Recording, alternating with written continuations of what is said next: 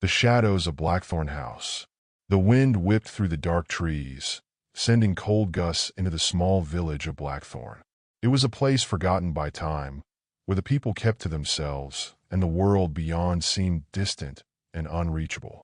The villagers had their traditions, their superstitions, and they never spoke of the house on the hill. Blackthorn House had stood at the edge of the village for over 2 centuries. Its once stately facade had long since crumbled, the roof caving in from years of neglect. Yet, despite its condition, the house held a strange power, one that drew curious souls to it like moths to a flame. David, a journalist from the city, arrived in Blackthorn with a head full of ambition and a heart full of skepticism. He had heard the rumors, whispers of strange occurrences, disappearances, and ghostly figures that haunted the house. But David wasn't one to believe in such things. He considered himself a man of reason, and he had come to Blackthorn with one goal: to uncover the truth and debunk the myth of Blackthorn House once and for all. The villagers watched him with cautious eyes as he passed through the town square, his boots crunching on the gravel. Old women muttered under their breath.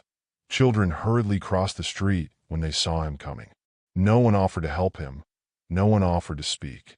David had grown used to this cold reception in places like this, where outsiders were rarely welcome. He reached the foot of the hill by evening, the house looming in the distance, its skeletal silhouette barely visible against the darkening sky. The house seemed to swallow the light around it, as if it were alive, waiting. The climb up the hill was steep, but David's determination drove him forward. He had no intention of turning back. Not now, not when he was so close to unraveling the mystery. As he neared the door, a chill ran down his spine, and for a moment, he hesitated. It was a feeling he couldn't quite place, a gut instinct telling him that something wasn't right. But he ignored it, pushing the feeling aside. The door creaked loudly as he pushed it open, and the darkness inside seemed to reach out to him like a living thing. The air was thick with dust, and the smell of decay hung heavily in the air. The hallway was lined with old portraits, faded, their subjects long forgotten. But as David stepped further into the house, something shifted. The floor beneath his feet groaned. The walls seemed to hum with a low, almost imperceptible vibration. It was as if the house itself were aware of his presence, reacting to the intrusion. David set up his equipment, a camera, a voice recorder, and his notepad, and began his investigation. He moved from room to room, documenting everything: the peeling wallpaper, the cracked windows, the broken furniture. But despite the dilapidated state of the house, there was a sense of unease that clung to the air, something more than just neglect. He ventured deeper into the house, passing through a grand dining room, a library filled with books that had long since turned to dust, and up a winding staircase that creaked beneath his weight. The house seemed endless, the rooms stretching into darkness, as though the house itself had no boundaries. It was when he reached the attic that things began to change.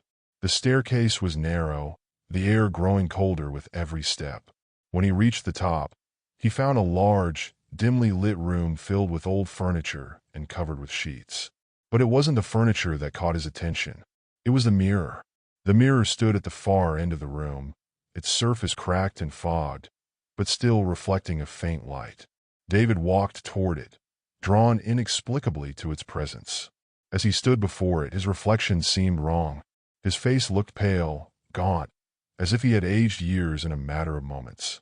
His eyes, once sharp and alert, were now hollow, sunken. But the strangest part was what lay behind him in the reflection.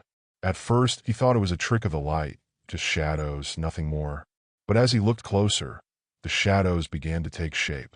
They twisted, contorted, forming vague, indistinct figures. Faces.